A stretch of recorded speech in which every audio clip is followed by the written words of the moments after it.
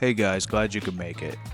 Today you're going to come along with me on a day of shore fishing for striped bass out of Saugerties, New York. This video is recorded on May 27th, the day after Memorial Day. We'll go over how to catch bait, riverside where you're fishing. Then I'll show you some tips and tricks on how to fish dock setups like this in particular. A little chilly today, but otherwise beautiful morning. I'd rather have a little chilly than hot though. I'm sure it'll warm up plenty quick enough.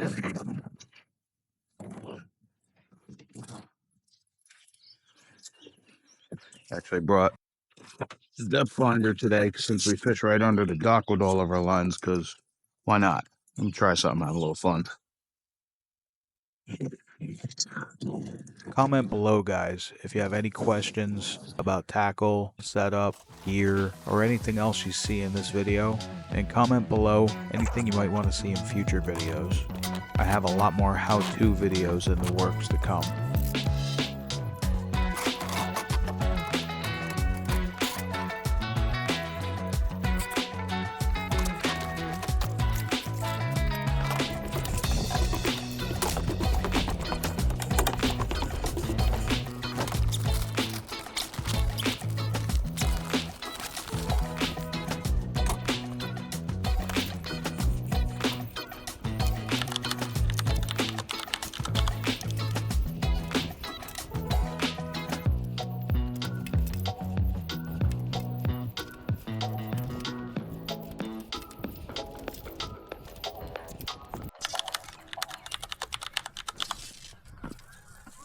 Now these scap nets that we use to catch herring on the Hudson River are essentially umbrella nets. See if I have any zip ties. 4x4 or up to 16 feet square to stay legal recreational.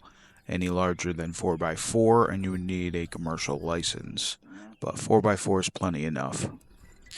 There is umbrella nets for pretty cheap online you can buy.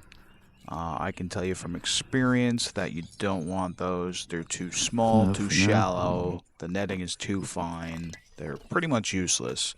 So it's totally worth spending the 60 to 90 bucks for a locally made net, or even making your own. I can tell you right now it's more than worth just giving the local guy that 60 to 90 dollars and saving yourself the labor, because it's quite labor intensive making these nets, even if you have all the materials already for free. And the nets that these local guys make are really the best setup for doing this. With herring costing $3 to $4 a piece for dead bait, these things are worth their weight in gold and worth every penny. You absolutely cannot buy a bait as fresh as you can scap riverside right where you're fishing. The key to success is always going to be fresh bait. Now I used to make and sell these scap nets back in the day, and I can tell you that by the time you finish making one, you really feel like you're selling yourself short for under $100. So do yourself and the local guy a favor and just buy one. If you do make one, they're pretty simple. Your basic design, just get 4-foot driveway markers. If you can find the ones that have a steel cap on the end, get those. Carefully drill out those at a connection point. I use split rings to connect the rods to the net. A lot of things you could use for the block in the middle. If you do wood, use no less than a quality piece of 4x4. Anything less will split on you prematurely, or as soon as you go to use it the second season. Or a composite board is an even better option versus wood. These days, most local guys are using like a steel tubular setup that's welded, which I think personally is the best, with composite board coming in close second. Most shore spots that you'll fish, it would be highly beneficial to be able to get into the water to scap, so a pair of hip boots or a pair of waders will really help you get bait consistently and ultimately help you catch fish more often. Put extra emphasis on sunrise, late evenings, and the upper half of tides, so either incoming or outgoing tide. Most shore spots, bait usually will be a little harder to find on a low tide. Some spots will be more consistent on a low tide than others.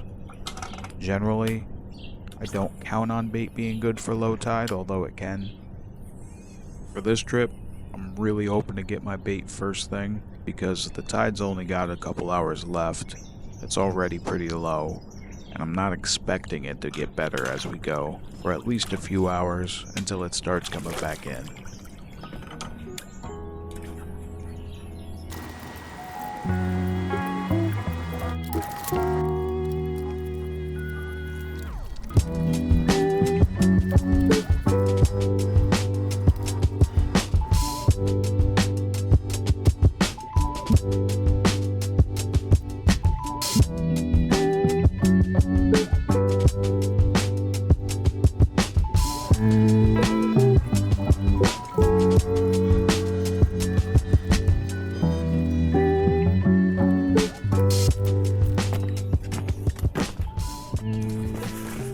So far, I haven't seen a single herring.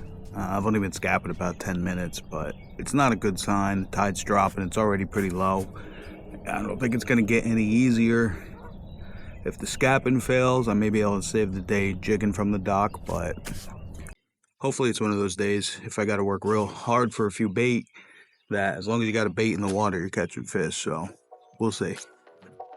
Most of the time scapping, my technique is to cast real straight to the net and lift every time and blind swipe.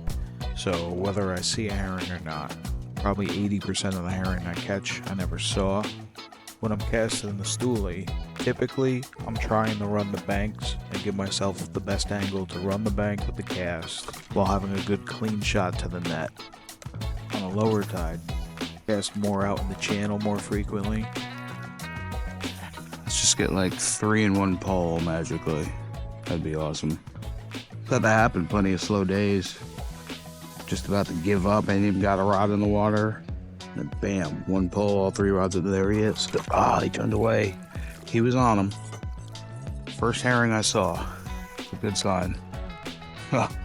Good sign after a lot of bad signs. I'm gonna loop this one around.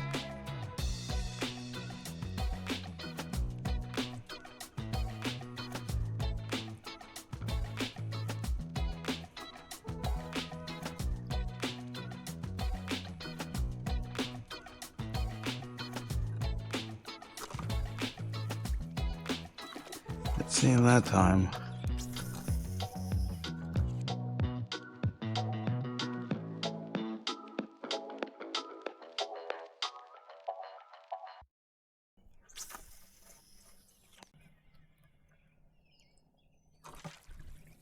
I was gonna say I didn't see him, but I felt something bump the stoolie, and I saw it get knocked sideways. But even though I couldn't see that herring, I knew he was on there. It's nice fatty. We like big bait here. All right, so I will officially get to fish.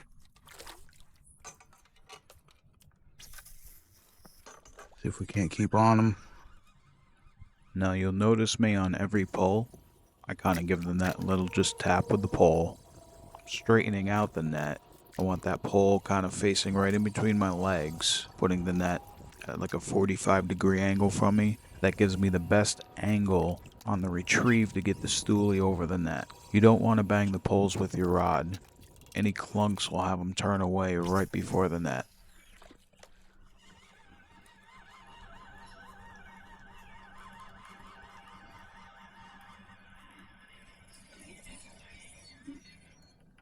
He was on it. Did go over? No, he didn't go over the net. It looked like he dropped back.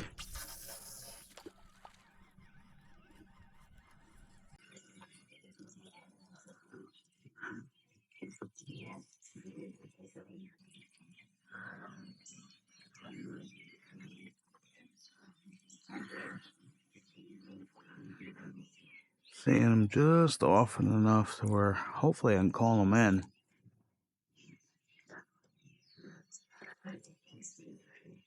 If you can get him to swoop in on you when you're doing this, you got a better chance of getting multiple.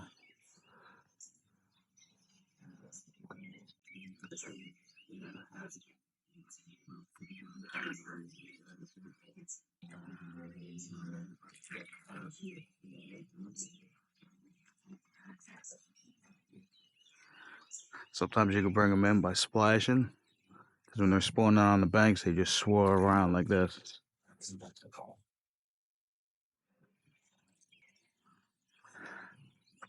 Sometimes that brings them in, riles them up.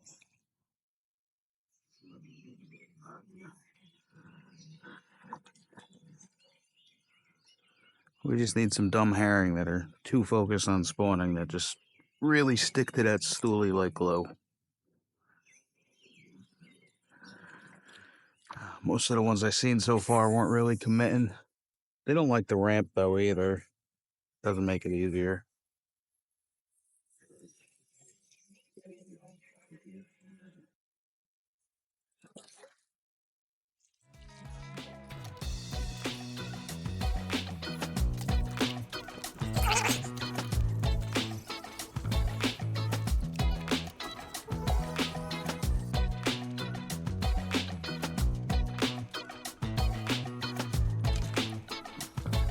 Yes. I think that's just better angle from getting in there helped with that one.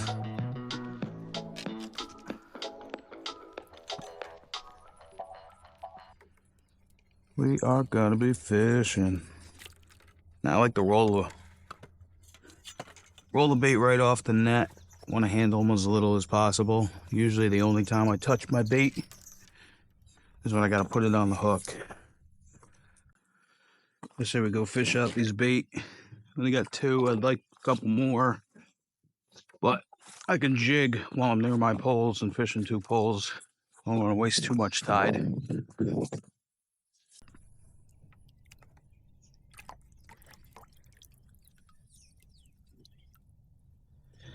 Nothing better than a freshly scapped bait.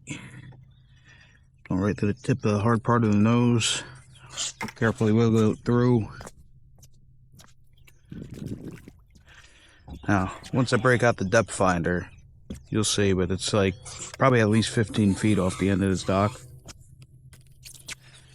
Just dropping them straight down. Around bottom. And a single crank up. Get it just off the bottom. Do the same thing with this rod too. Pretty much all the rods. Unless I'm doing chunk bait.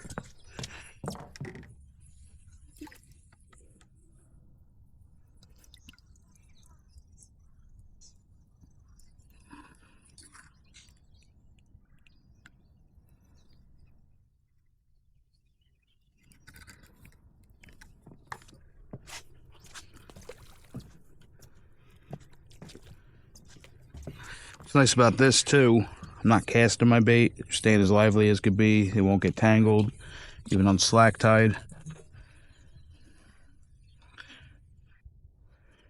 And I could check my lines frequently to make sure they're all good. Make sure I'm not wasting time.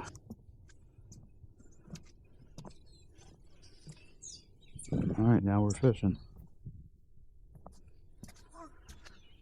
Jig up some bait. This little tubes here is just a fluorescent light cover. Pick them up for usually less than $1 at the hardware store. Great for the jigging rods.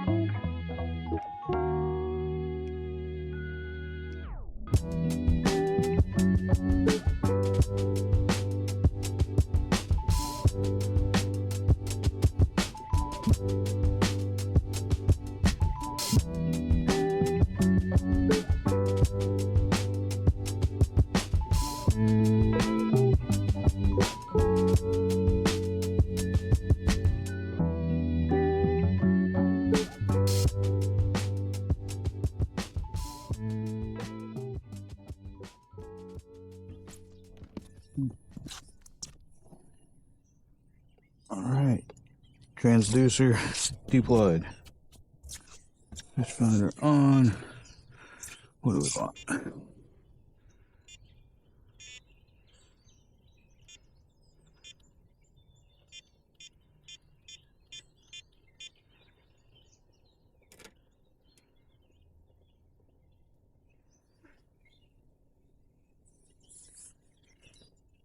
Definitely fish down there. You know what's good about this is I'll be able to see some bait coming through if there is any. We got fish riding high too. That line right there, that's my bait. It's pretty cool.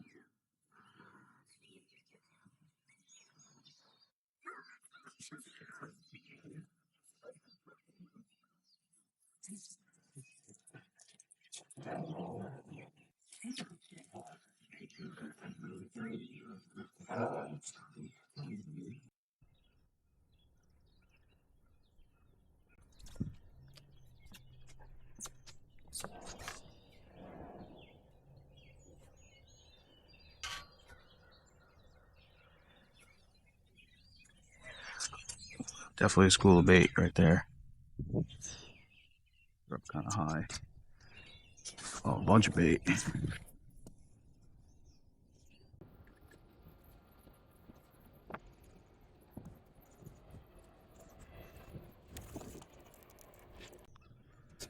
I'm gonna try my other bait a little higher in the column, like halfway.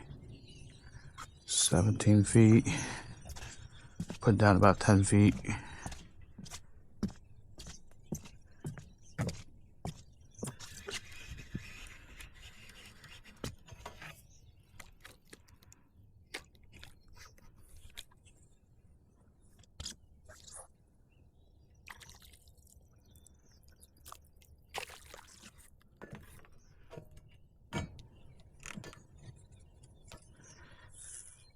Two, 4, 6, 8, 10.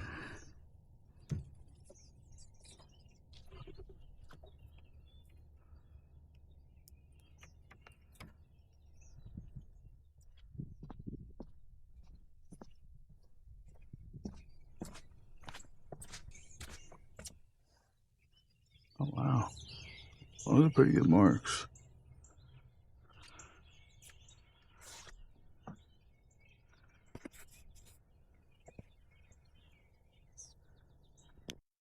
Lots of nice marks. We got fish and bait. Bait's way up high by the surface.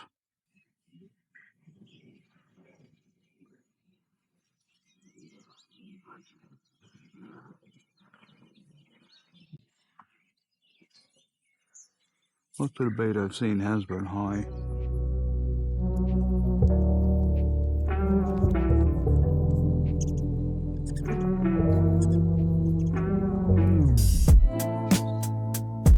Man, that bait is going crazy.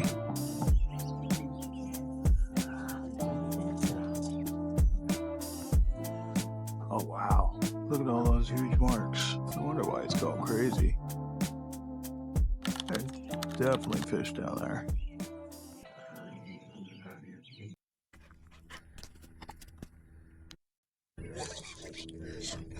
I don't think I had the camera on for that first run. This fish smoked a run. Got that one though.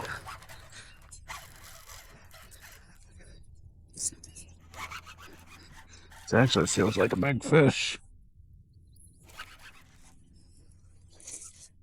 Ooh. It's definitely a good fish.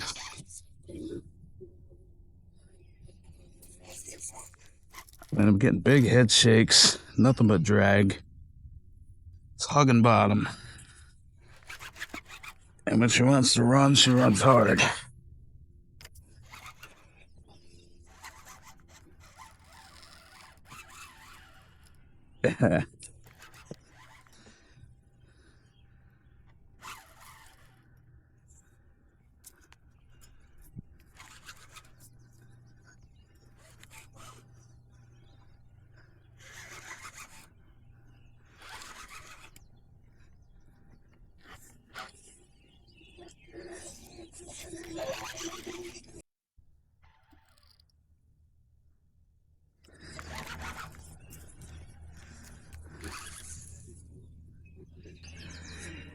enjoy it.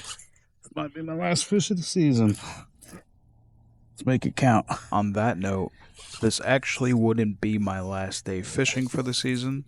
I came back down here the next day.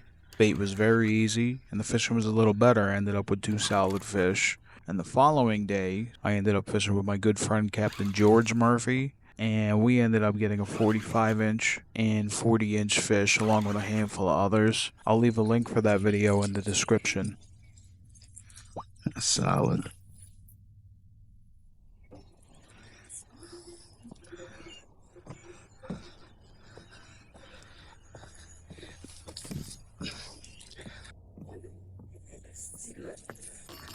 Spin back around one more time. Definitely not as big as I thought, but quality fish regardless. Nope.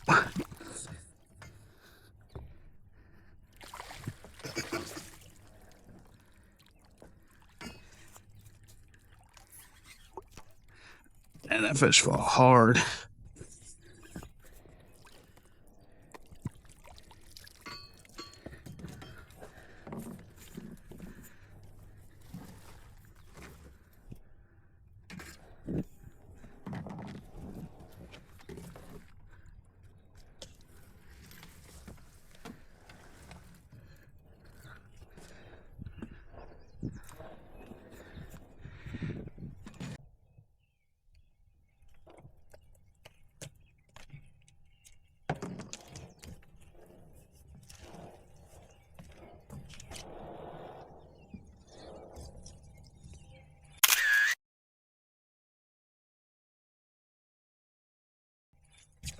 Here it is. Might be the last of the season.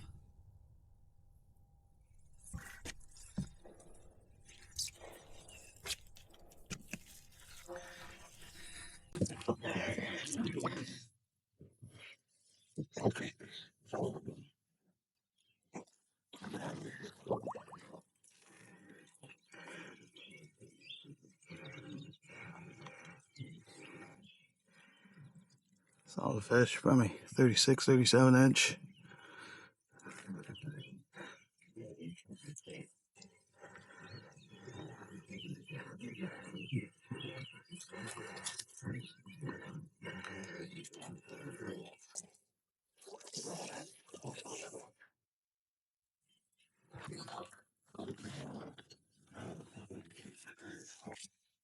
We'll take it.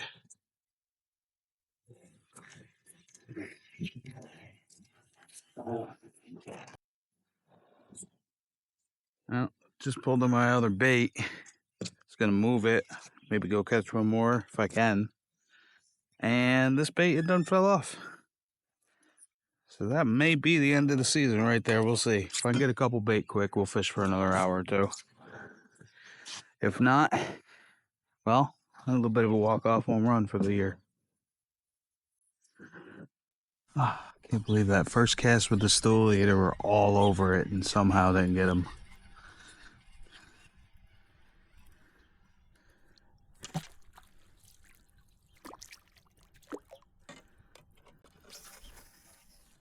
Come on, need more bait.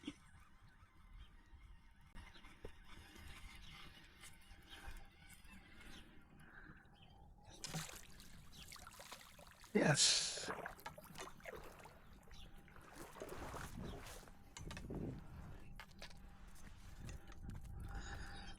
Keeping the dream alive. Seemed like fish and bait showed up all of a sudden because I was getting a lot of marks on the screen, some super nervous baits. And then finally the one went. And so far in 2 or 3 casts, Scapping's already seeming better than this morning, surprisingly.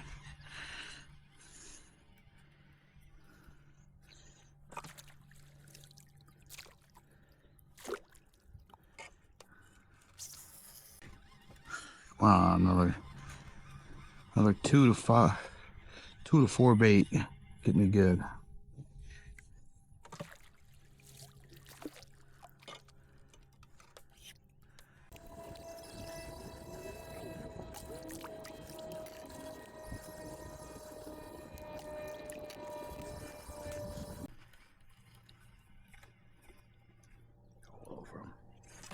Get him.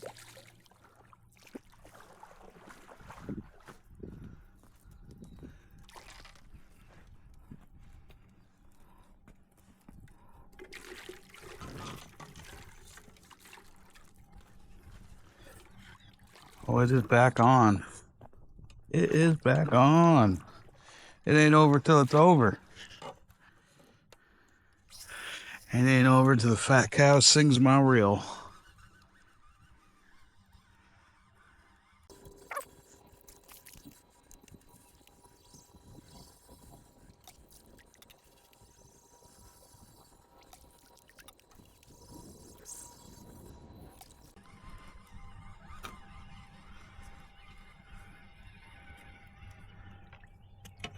Oh, they were on it. Ah.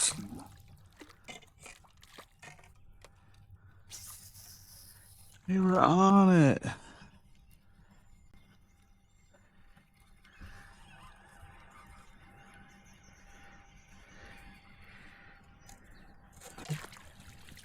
Yes. 3 rod set.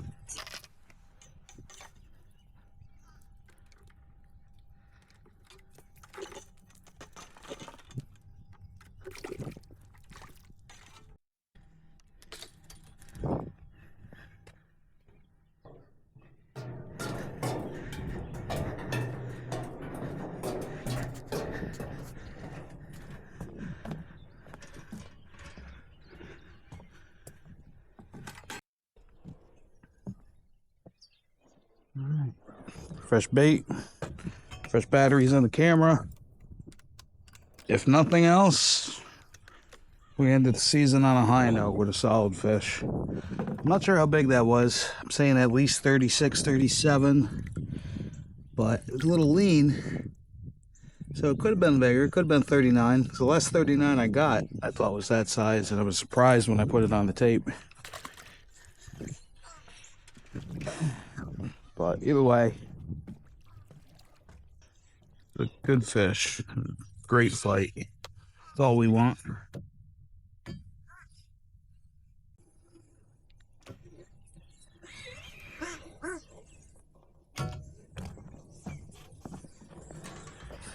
I wish I got the bite on camera though. I kind of fumbled that because I was just turning the camera on. And then the bite happened. I went to hit record. Problem was, it was still in the process of turning on, so it didn't actually start recording the first time I hit it.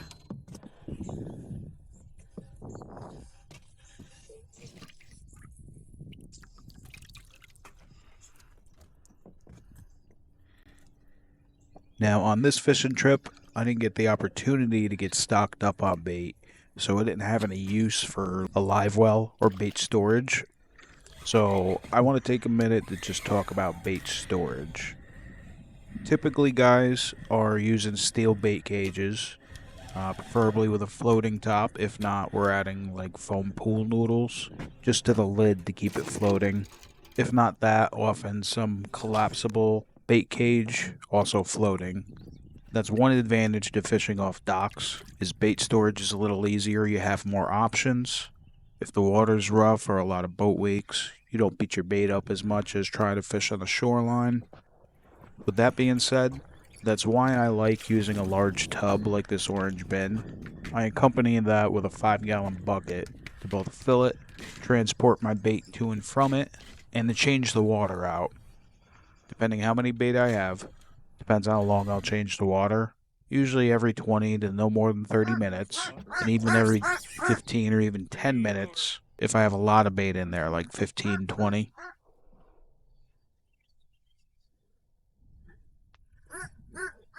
All right, all set up again.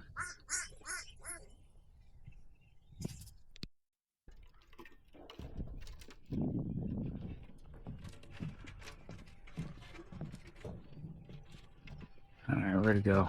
Oh, there it is. Free lure. I knew.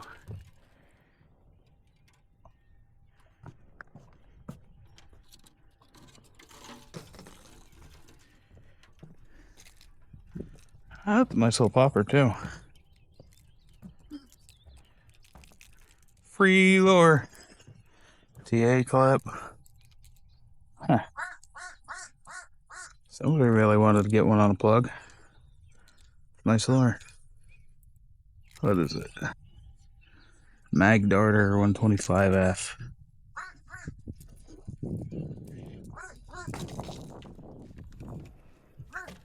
So now this cart is actually my reservoir cart, but it also dual purposes as a great striper cart.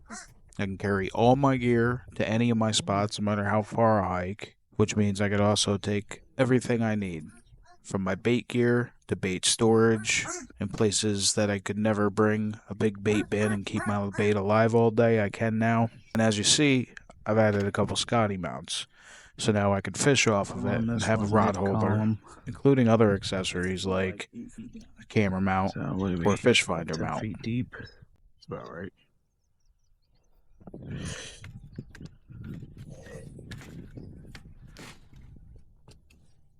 So 2 just off bottom, 1 in the middle of the column. Because I've been seeing a lot of marks either on the bottom or like 8 feet down.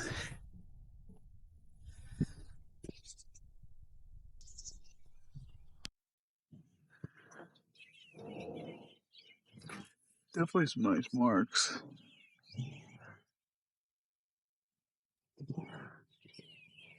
So for this spot, it turned out bringing the fish finder was a real handy thing.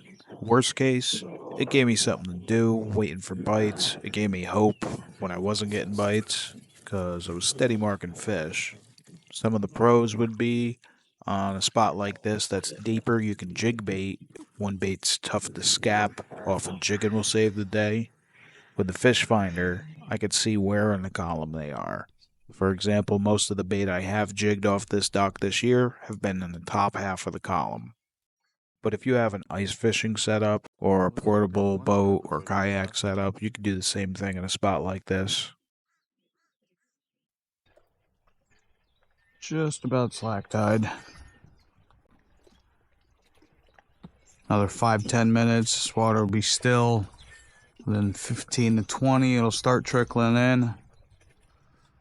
Within 30 minutes, we should have some actual flow coming in. A lot of the fish I've caught here have come during this tide change, like pretty much with hardly any flow. So basically right at the end of the tide, slack, or the beginning of the next tide. We'll see. We'll give it another hour or 2 tops just to be able to fish, the first like hour or 2 of the switch. See if we can't pop one more fish. Anything can happen. It's late in the season, but there's still plenty of big fish around. So it's not that I couldn't catch me a monster to end the season.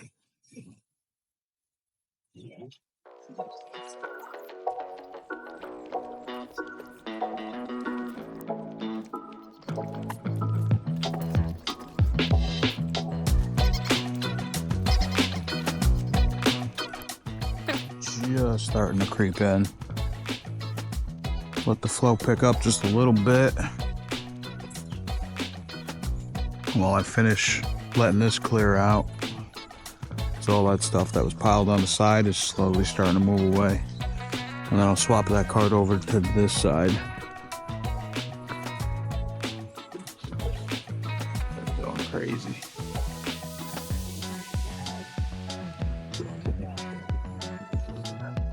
Anything right now? A little bit.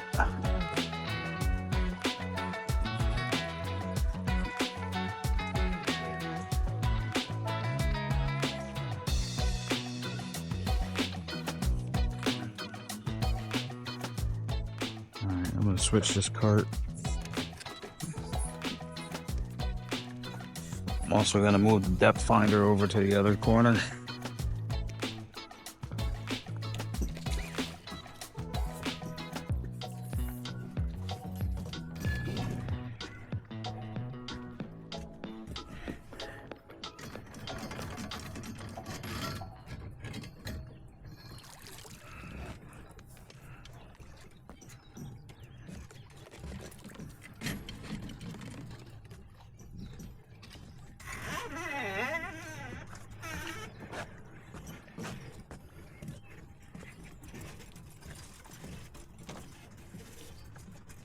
So the tide just changed, and I'm switching sides because I fished the down tide side of the dock. Tide's about to start coming in, so I'm moving to the left side. I'll run 2 lines off the front, dangling straight down suspended off bottom just how I was, except I'm moving my other rod in my cart and set up to the other side to fish a rod off this side now. Usually I'll suspend this rod as well. You could also bottom fish it if you want. I don't cast out off of this dock out deeper because it's about 35 feet deep in a man-made channel. That's why nobody usually catches anything off this dock, because they all cast out and they're bottom fishing 30 feet of water or more. 18 feet right off the end. It's plenty deep. Catch them right under your feet. That bait is going absolutely crazy. What are we marking? Scattered stuff. Man, this guy's running about as hard as you see him run without getting hit. Come on.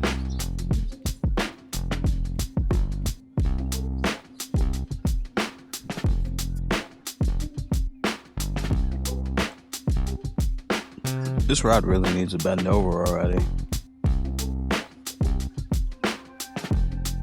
I mean, come on.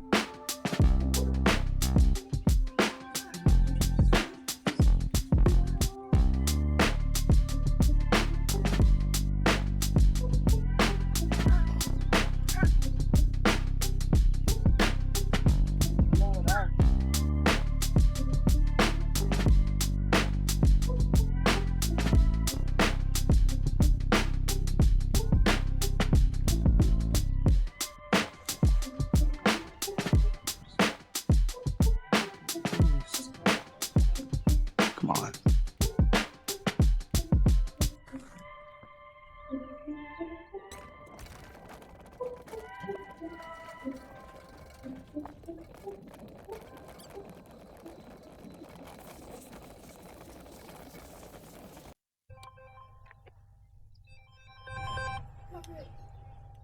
Well, that's the alarm to leave, right on time.